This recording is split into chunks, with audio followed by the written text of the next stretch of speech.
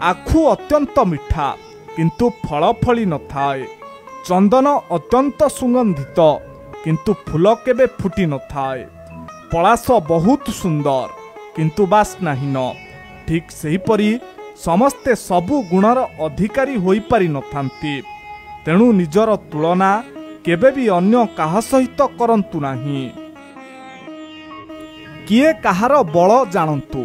प्रजा मानंकर बल शासनकर्ता, क्षत्रिय मानंकर बल साहस, पंडित मानंकर बल विद्या, कर्मी लोकर बल धैर्य, धनी लोकर बल धन, धार्मिक लोकर बल पुण्य, महत् लोकर बल चरित्र, छात्र मानंकर बल शिष्टाचार, क्रोधर बल कठोर वचन, खल मानंकर बल हिंसा और साक्षी मानंकर बल मिथ्या।